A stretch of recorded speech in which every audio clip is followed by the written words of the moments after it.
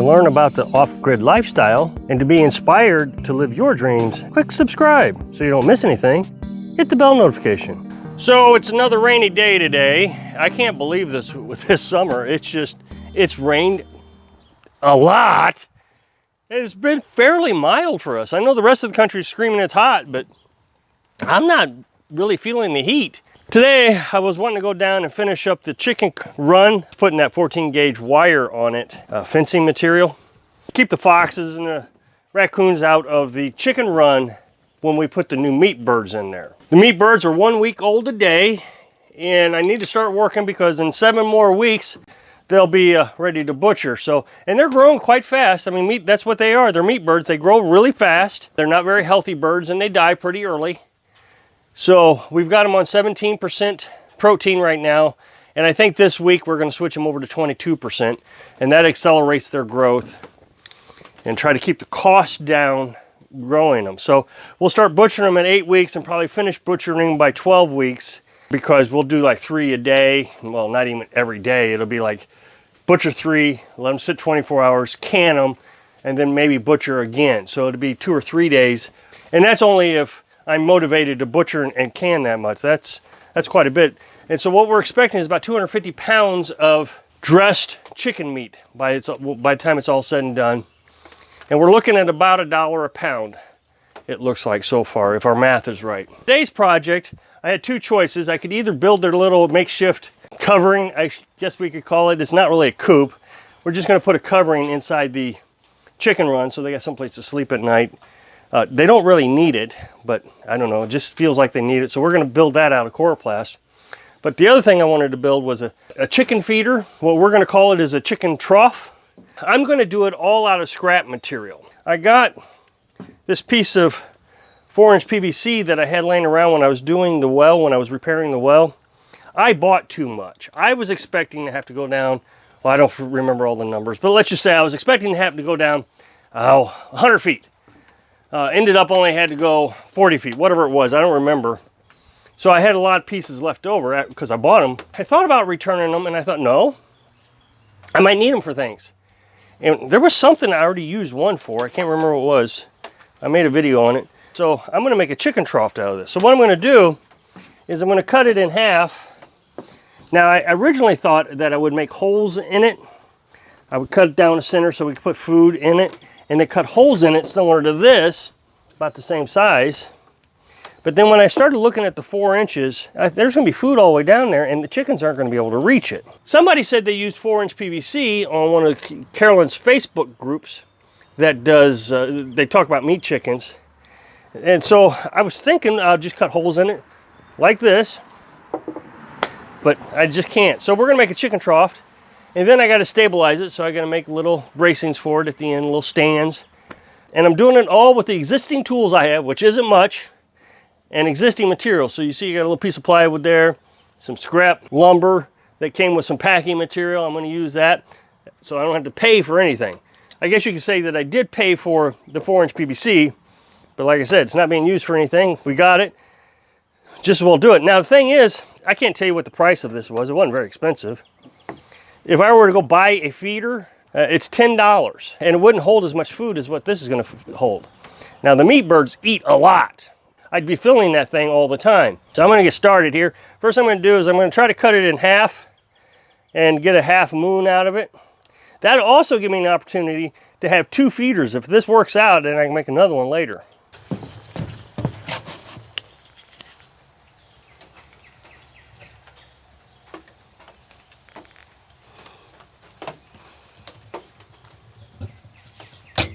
So I put a chalk line on it so I can cut a straight line. Hopefully it's pretty straight. It's pretty difficult to find what the peak is right here at the top on both ends, but whatever the mistake is, it won't be that big of a deal.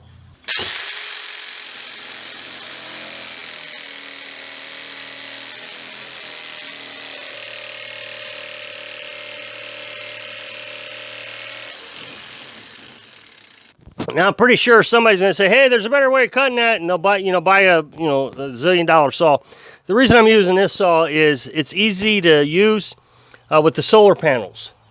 Right now it's a cloudy day and I don't have a lot of electricity being made. This thing doesn't take a lot of electricity. Otherwise I have to start the generator and use the circular saw with some sort of metal cutting blade. This is just easier and I don't have to get all kinds of equipment out. Okay, so now I got the pipe cut in half here. It's gonna be hard to get my face into the shot and the piece. So now what I'm gonna do is I'm going to make a stand for it so it has a place to stand up off the ground, and so it doesn't roll over when the chickens are trying to feed into it. So I have a 4-inch hole saw that I used when I was building a tiny house. I needed to put ventilation through the house, through the from the inside of the house into the water tank. So I bought this. It was terribly expensive and I haven't got to use it very much. I used it one other time to put ventilation from the wood stove to the outside. So here's another opportunity. The problem is this is a 4-inch hole saw and this is a 4-inch pipe. I might have to cut a little bit more out of the hole for the pipe to fit because it's 4 inches. I mean, it won't slide in.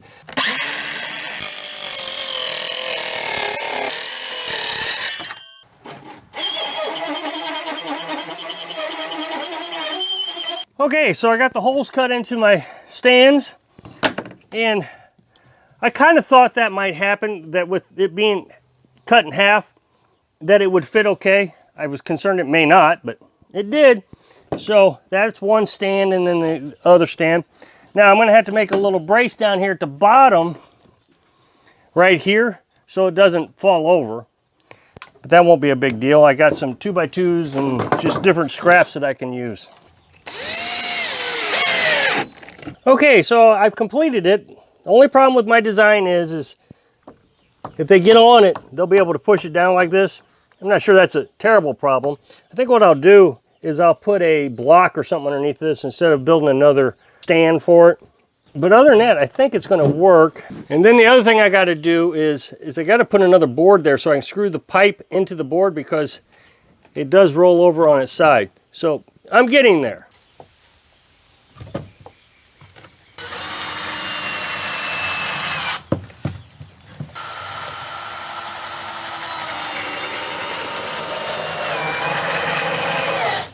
Okay, so that keeps it from rolling over and falling out.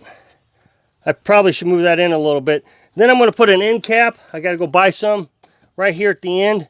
That way when we put feed in there, it doesn't just fall off the side as the chickens do their thing.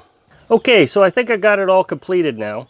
And I'm going to take it on down there.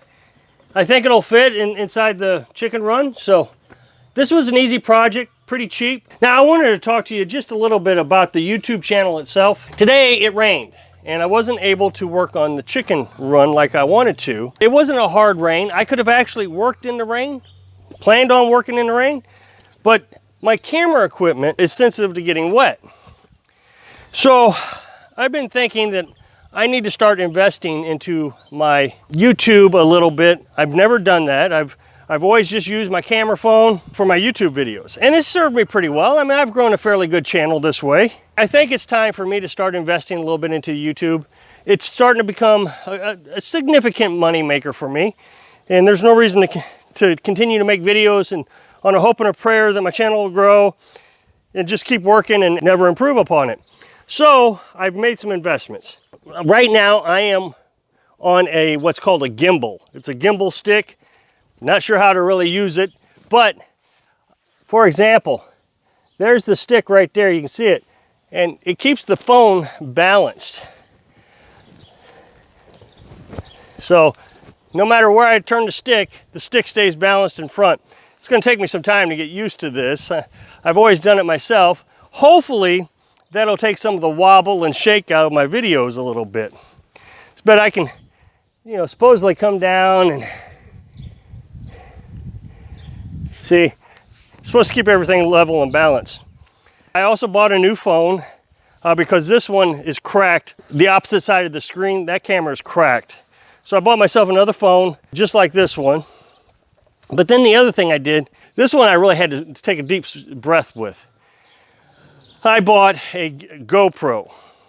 Now, if you haven't heard of GoPro, they're supposed to be like the best sports camera out there. You can take them underwater and I think I really need that. It was expensive and not something I wanted to buy, but Yeah, I think it's time that I start thinking about YouTube a little bit better than I have. The GoPro is supposed to keep everything balanced like this. See, I can just, no matter what I do, the phone stays flat. Well, the same thing with the GoPro. It's supposed to do that automatically. Now the GoPro is nice because it's waterproof, it's really rugged. It's just designed for all those sport-like activities. And it's gonna have a better quality to it than these phones do. So I wanted to let you know that I am trying to improve the videos for you so you have something to look forward to every day in better quality. I know that when people see it on the TV, I'm sure that it's blurry in the background. You don't get to see all the pretty colors like this. Now, I've never really had that many complaints. I think in the 4 years I've done YouTube, I've gotten maybe 4 complaints about video quality. The biggest thing I get complaints on is audio. And I haven't even received an audio complaint in a long time. But recently I just bought a new lapel mic. This thing seems to be pretty nice. And it's corded. I bought a corded one, of course. It's 6 feet long. So that really gets me out there where I can at least get out a little bit with the camera. It's not like I have ever skipped a video. I've done this video for 4 years every day. Even when the camper fire happened, I still made a video. It was a short video, but I made one. The entire time Carolyn's daughter was sick, when we were at the hospital or anything, I still made videos. If I'm going to put that much effort into it, I just as well invest a little bit of money and see how it does. So I hope I can inspire you to create something today. Thanks for watching.